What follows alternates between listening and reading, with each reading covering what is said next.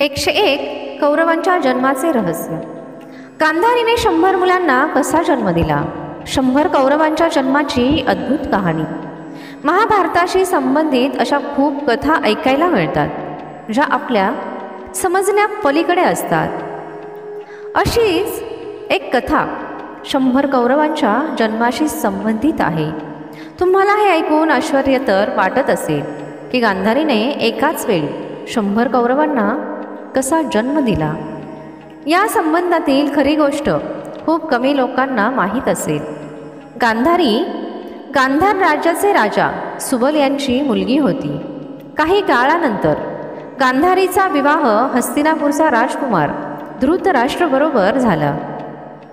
धृतराष्ट्र जन्मापासूनच आंधळे होते, त्यामुळे गांधारीने सुद्धा आयुष्यभर डोळ्यांवर पट्टी बांधली आणि डोळे असून सुद्धा आंधळी बनून राहिली. लग्नानंतर काही वर्षांनी गांधारीने 99 मुलं आणि 1 मुलीला जन्म दिला. कुरुवंशाचे असल्यामुळे गांधारी आणि धृतराष्ट्र यांच्या मुलांना कौरवांच्या नावाने ओळखले जाते. 100 कौरवांचा जन्म इतिहासातील सगळ्यात विचित्र घटना आहे. गांधारीला लहानपणापासूनच धार्मिक कामांची आवड होती. गांधारीला भगवान शिव यांचे भक्त मानले जाते. असं म्हणतात की महर्षी वेदव्यास एकदा हस्तिनापूरला आले आणि गांधारीने त्यांची खूप सेवा केली. गांधारीचा सेवाभावी स्वभाव पाहून वेदव्यास ऋषींनी तिला 100 मुलं होण्याचं वरदान दिलं. महर्षी वेदव्यास यांच्या आशीर्वादानुसार गांधारी गर्भवती झाली. गर्भधारण केल्यानंतर 2 वर्ष होऊन सुद्धा गांधारीला मूल झाले नाही. त्यामुळे राग येऊन गांधारीने तिच्या पोटावर मारलं. त्यामुळे तिचा गर्भ पडला. तिकडे वेदव्यास ऋषींना ही घटना लगेच समजली. ते लगेच गांधारीजवळ येऊन म्हणाले, गांधारी, तू खूप चुकीचं केलं आहे. मी दिलेलं वरदान कधीही वाया जात नाही. आता तू लवकरच मातीच्या कुंड्या घेऊन त्यामध्ये तूप भर. वेदव्यास ऋषींनी गांधारीच्या पोटातून निघालेल्या मांसावर अभिमंत्रित जल शिंपडले. त्यामुळे त्या मांसाचे 100 तुकडे झाले. वेदव्यास ऋषींनी त्या तुकड्यांना गांधारीने आणलेल्या मातीच्या कुंड्यांमध्ये ठेवले आणि त्या कुंड्यांना 2 वर्षांनी उघडण्याचा आदेश देऊन वेदव्यास त्यांच्या आश्रमात निघून गेले. 2 वर्ष पूर्ण झाल्यानंतर गांधारीने सगळ्या कुंड्या उघडल्या. सगळ्यात पहिल्या कुंडीतून दुर्योधनचा जन्म झाला. दुसऱ्या कुंड्यांमधून 99 मुलं आणि 1 मुलीचा जन्म झाला. गांधारीच्या मुलीचे नाव दुशाला होते. असं म्हटलं जातं की जन्म घेतल्याबरोबर दुर्योधन रांगायला लागला. ते पाहून पंडित आणि ज्योतिषी म्हणाले, हा मुलगा कुळाचा नाश करेल. आणि ज्योतिषांनी धृतराष्ट्राला दुर्योधनचा त्याग करायला सांगितले. पण पुत्रमोहामुळे धृतराष्ट्राने असे केले नाही. तर अशा प्रकारे कौरवांचा जन्म झाला. एकमेव असा कौरव ज्याला पांडवांनी जिवंत सोडले होते. महाभारत युद्धानंतर जिवंत राहिलेल्या एका कौरवाचे काय झाले? तो कुठे गेला? खरं तर 101 कौरव होते.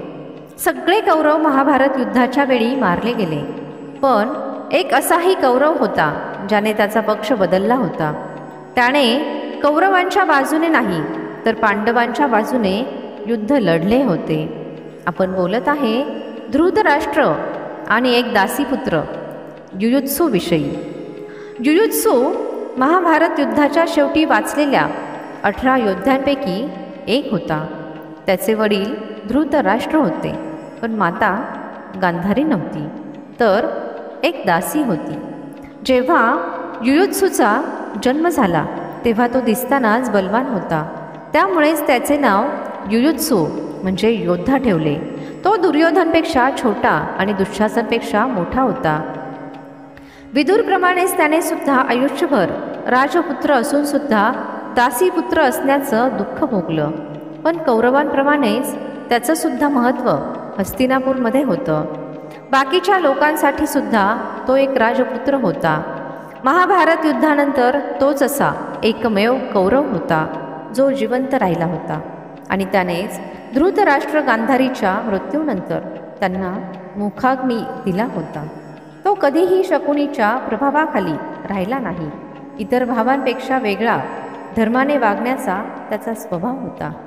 हेच कारण होते की तो दुर्योधनच्या कोणत्याही पापांमध्ये भागीदार नव्हता।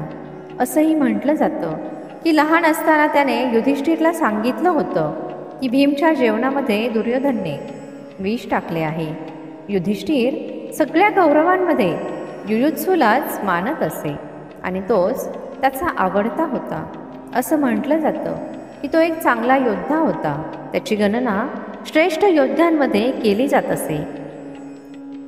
जेव्हा महाभारत युद्ध ठरले तेव्हा त्याने इच्छा नसतानाही कौरवांच्या बाजूने युद्ध लढायचे ठरवले।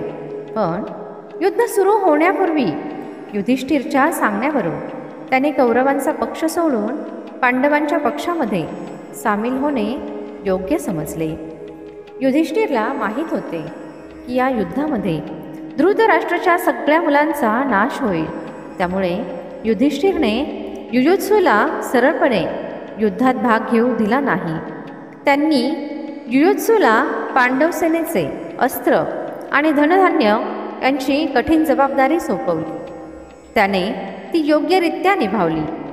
जेव्हा महाभारत युद्ध संपले, महाभारत युद्धानंतर जेव्हा कौरवांची पत्नी आणि इतर स्त्रिया विलाप करत होत्या आणि भीमच्या भीतीमुळे सगळे राजमहालामध्ये होते, तेव्हा युयुत्सूने युधिष्ठिर आणि भगवान श्रीकृष्ण यांची आज्ञा घेऊन स्वतः हस्तिनापूरच्या राजमहालामध्ये प्रवेश केला आणि सगळ्या राजकन्यांची सांत्वना केली होती।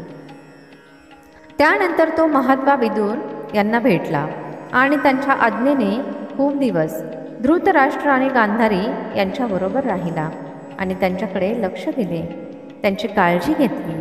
त्याबरोबरच धृतराष्ट्र आणि गांधारीच्या मृत्यूनंतर युयुत्सूने पुत्रधर्म निभावत त्यांना मुखाग्नी दिला। जेव्हा युधिष्ठिर हस्तिनापूरचे सम्राट बनले तेव्हा त्यांनी युयुत्सूला त्यांचा मंत्री बनवले। 36 वर्ष राज्य केल्यानंतर युधिष्ठिर इतर पांडव आणि द्रौपदीसहित स्वर्गरोहणासाठी निघाले तेव्हा त्यांनी अभिमन्यूचा मुलगा परीक्षितला हस्तिनापूरचा सम्राट म्हणून घोषित केले आणि युयुत्सूला त्याचा रक्षक बनवले।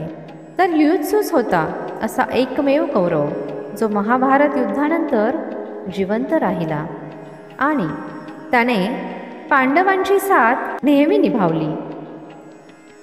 मला आशा आहे की तुम्हाला ही कथा नक्की आवडली असेल। व्हिडिओ आवडला असेल तर व्हिडिओला एक लाईक आणि सबस्क्राईब नक्की करा आणि कमेंटमध्ये जय श्रीकृष्ण नक्की लिहा।